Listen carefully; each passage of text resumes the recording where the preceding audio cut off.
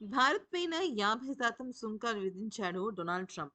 America అధ్యక్షుడు Donald Trump Bharat, Brazil, ఇక China China అంటే ఇంకా అది ఎక్కడికో వెళ్ళిపోయింది ఆ టారిఫ్స్ గోల. అయితే ఇక బ్రెజిల్ అండ్ భారత్ పైననే ఈ 50% టారిఫ్ అనేది వేయడం జరిగింది. అయితే ఇక విషయంలోకి వచ్చినట్టయితే ఇష్టానుసారంగా విధిస్తున్న టారిఫ్లతో భారత్ సహా అన్ని దేశాలు కూడా తల పట్టుకుంటున్నాయి. ఎందుకంటే అమెరికా అధ్యక్షుడు డొనాల్డ్ ట్రంప్ చేసిన విషయం అలా ఉంది మరి. రష్యాను బద్ధశత్రువుగా పరిగణిస్తున్నారు. అంతేకాకుండా ఆ దేశంతో వ్యాపార, వాణిజ్య సంబంధాలు పెట్టుకున్న, ప్రత్యేకించి క్రూడ్ ఆయిల్ కొనుగోలు చేస్తున్న దేశాలన్నిటిపైన విరుచుకుపడుతూ కొరడా జులిపిస్తున్నాడు. అయితే ఈ క్రమంలో భారత్‌పై ఇప్పటికే ఏకంగా 50% అదనపు టారిఫ్‌ని విధించారు. ఫ్రెండ్స్, ఇక్కడ మనం గుర్తుపెట్టుకోవాల్సిన విషయం ఏంటంటే, 50% అనేది అదనపు టారిఫ్. అంటే ఆల్రెడీ కొన్ని వస్తువుల పైన కొన్ని సుంకాలు ఉంటాయి. అంటే కొన్ని టాక్సెస్ ఉంటాయి. ఫర్ ఎగ్జాంపుల్ మన భారతదేశం నుంచి అమెరికాకి ఒక లెదర్ బ్యాగ్ వెళ్ళిందనుకోండి. ఆల్రెడీ ఆ లెదర్ బ్యాగ్ పైన 26% టారిఫ్ ఉంది. అంటే 26+50 దగ్గర దగ్గర 76% టారిఫ్. అంటే లెదర్ బ్యాగ్స్ ఎవరైనా కొనుగోలు చెయ్యాలి అంటే అమెరికాలో ఉన్నవాళ్ళు భారత్‌కి సంబంధించిన ప్రొడక్ట్ అది 76% వాళ్ళ అదనపు సుంకాలను కట్టి తీరాల్సిందే అన్నమాట. అంటే అంత దారుణమైన సుంకాల బెడదైతే ఉంది. ఈ టారిఫ్‌లపై తాజాగా అమెరికా ఫెడరల్ సర్క్యూట్ తాజాగా ఒక తీర్పును ప్రకటించింది.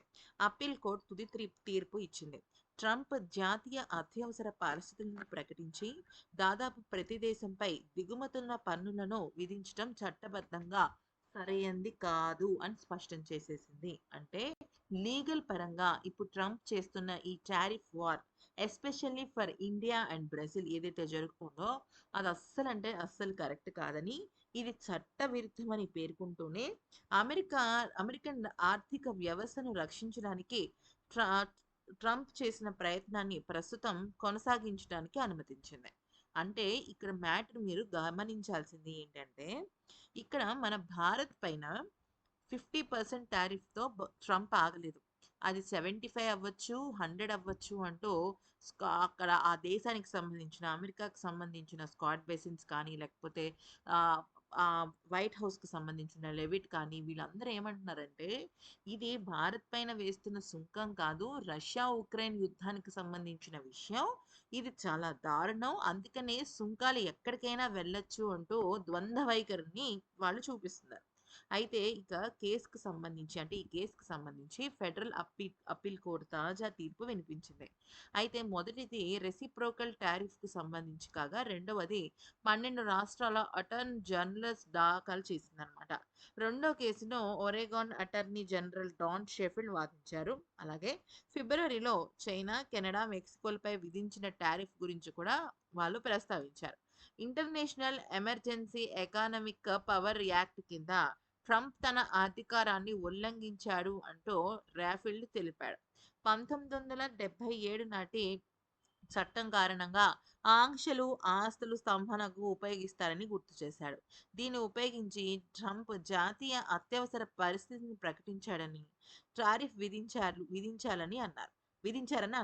అయితే ఆయన వాదనలో న్యాయమూర్తులు ఏకీభవించారనమాట. ఎస్, ట్రంప్ చేసింది కరెక్ట్ కాదు. ఇది దేశ అత్యవసర పరిస్థితులకి సంబంధించిందే కానీ, ఇది పూర్తిగా చట్టవిరుద్ధమని, జాతీయ అత్యవసర పరిస్థితిని ప్రకటించినప్పుడు అనేక చర్యలు తీసుకునే విచక్షణాధికారంలో చట్టపరంగా అధ్యక్షుడికి లభిస్తాయని, ఇందులో టారిఫ్ విధించే అధికారంపై స్పష్టత లేదని అన్నారు.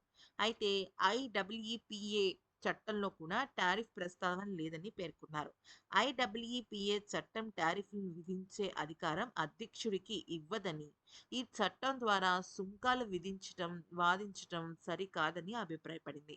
వాణిజ్య లోటు అనేది అత్యవసర ముప్పుగా పరిగణించటం లేదు కాబట్టి స్పష్టం చేసింది. ఈ తీర్పు అమలును అక్టోబర్ 14 వరకు అప్పీల్ కోర్టులో నిలిపివేశారు. సుప్రీం కోర్టుకు అప్పీల్‌కు వెళ్లే అవకాశాన్ని కల్పించారు. తీర్పు వెలువడిన కొద్ది నిమిషాలకే అధ్యక్షుడు డొనాల్డ్ ట్రంప్ ఈ విధానాన్ని తీవ్రంగా విమర్శించాడు. ఇది దేశానికి పెద్ద విపత్తవుతుందని, ఆయన భావించాడు. సోషల్ మీడియా ప్లాట్‌ఫార్మ్ ట్రూత్ సోషల్‌లో అప్పీల్ కోర్టులను తీవ్ర పక్షపాత పూరితం అంటూ విమర్శించాడు. సుప్రీం కోర్టు తనకు అనుకూలంగా తీర్పు ఇస్తుందని ధీమా వ్యక్తం చేశాడు.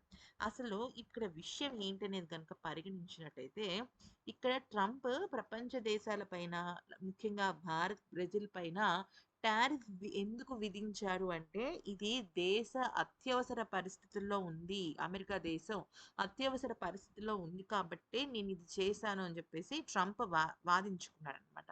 కానీ ఈ రకంగా అదనపు టారిఫ్ అంటే ఎక్స్ట్రా ట్యాక్స్‌లు వేయటం అనేది దేశ అత్యవసర పరిస్థితుల్లో ఉన్నప్పుడు కాపాడే ప్రక్రియ కాదని, ఒకవేళ నిజంగా కాపాడే ప్రక్రియ ఉన్నప్పటికీ కూడా ఆ ప్రక్రియకు సంబంధించిన రక్షణ వ్యవస్థ అనేది అధ్యక్షుడికి ఇవ్వవు అని, ఇది చాలా స్పష్టంగా కోర్టు నమ్ముతోందని ఫెడరల్ కోర్ట్స్ చెప్పడం జరిగిందనమాట.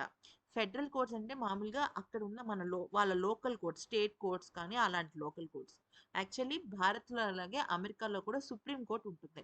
సో, సుప్రీం కోర్ట్‌కి వెళ్ళే అవకాశము, అలాగే ఈ ఈ వాదన పైన అంటే ఈ కేస్ పైన మళ్ళీ తిరిగి పునరాలోచించే ఒక అవకాశాన్ని ఫెడరల్ కోర్ట్ అయితే ఇచ్చింది. ఎప్పటి వరకు ఇందాక చెప్పినట్టుగా అక్టోబర్ వరకు ఇచ్చిందనమాట. మిడ్ అక్టోబర్ వరకు ఇచ్చింది. సో, ఈలోపు ట్రంప్ ఏం చేస్తున్నాడంటే ఖచ్చితంగా సుప్రీం కోర్ట్‌కి వెళ్ళే ప్రయత్నం చేస్తున్నాడు. ఎందుకు సుప్రీం కోర్ట్ వరకు వెళ్తున్నాడంటే దీనికి ఒక లెక్కుంది. కారణం చెప్తాను వినండి. ఆల్రెడీ, ఆల్రెడీ ట్రంప్ ఏం చేశాడంటే జన్మతః వచ్చిన కొంతమంది వలసదారుల పౌరసత్వాన్ని రద్దు చేయాలి అని చెప్పేసి ఒక బిల్ అయితే పాస్ అయింది. దానికి సంబంధించిన ఒక కేసు నడుస్తోంది ఫెడరల్ కోర్ట్స్‌లో వాటిల్లో. అయితే దానిలో కూడా ఫెడరల్ కోర్ట్స్ వాళ్ళు ఏం చేశారంటే అమెరికా అధ్యక్షుడు డొనాల్డ్ ట్రంప్‌కి వ్యతిరేకంగానే ఇచ్చారు. సో, అప్పుడు ట్రంప్ ఏం చేశాడంటే దాన్ని కాస్త సుప్రీం కోర్ట్‌కి ఎక్స్‌క్లేట్ చేశాడు. సుప్రీం కోర్ట్‌కి ఎక్స్‌క్లేట్ చేయడంతో సుప్రీం కోర్ట్ ఏమందంటే, యెస్, వలసదారులకి పుట్టుక ద్వారా వచ్చే పౌరసత్వాన్ని క్యాన్సిల్ చేసే అవకాశం ఉంది. దాని దృష్ట్యా మేము ఆలోచించొచ్చు. ఎందుకంటే ఇది ఫెడరల్ చిన్న కోర్ట్స్ అంటే లోకల్ కోర్ట్స్ ఎందుకు కొట్టిపడేసాయో మాకు తెలియటం లేదు. ఇది జెన్యూన్‌గానే ఉంది అంటూ ట్రంప్‌కి సపోర్టివ్‌గా మాట్లాడారు. అక్కడ వలసదారులని అక్కడ నిందిస్తూ మాట్లాడారనమాట. సో, ఇప్పుడు ట్రంప్ ధైర్యం ఏంటి అంటే, ఈ టారిఫ్ విషయంలో కూడా ఖచ్చితంగా ముందుకు తీసుకువెళ్తే అంటే లోకల్ కోర్ట్స్ నుంచి ఫెడరల్ కోర్ట్స్ నుంచి సుప్రీం కోర్ట్స్ గనుక తీసుకువెళ్తే, ఈ టారిఫ్ అనేది లీగలైజ్ అయిపోతుంది. లేకపోతే యాక్చువల్లీ ఇది లీగల్ కాదు. చట్టపరంగా ఇది తప్పు. న్యాయపరంగా తప్పు అని చెప్పేసి కోర్ట్ తేల్చేసింది. ఏది లోకల్ కోర్ట్. అయితే ఇమ్మీడియేట్‌గా ఏం చెప్పింది అంటే, ఓకే, మీరిది నమ్ముతున్నట్టయితే దీన్ని మేము సుప్రీం కోర్ట్‌కి ఎక్స్‌లేట్ చేయాలనుకుంటే చేసుకోండి. కాకపోతే ఇదైతే మా దృష్టిలో అయితే మాత్రం ఈ అధికారాలేవి ట్రంప్‌కి లేదు అంటూ ట్రంప్‌కి ఈ విషయంలో పెద్ద షాక్ అయితే ఇవ్వడం జరిగిందనమాట. అయితే ఫ్రెండ్స్, ట్రంప్ తను ఒక్కడే వేయడం కాదు, అంటే అన్ని దేశాలని కూడా భారత్ పైన సుంకాలు విధించమని ప్రెషర్ కూడా చేసిన సందర్భాలున్నాయి. అది నాటో దేశస్తులకి. సో, ఇటువంటి కక్షపూరితమైన పనులు, చర్యలు చేయటం వల్ల అమెరికా అధ్యక్షుడే లోకువైపోతాడు. ఇంకేమి అవ్వరు, ఏమి అవ్వరు. మరి ఈ వీడియో నచ్చితే లైక్, షేర్ అండ్ సబ్స్క్రైబ్.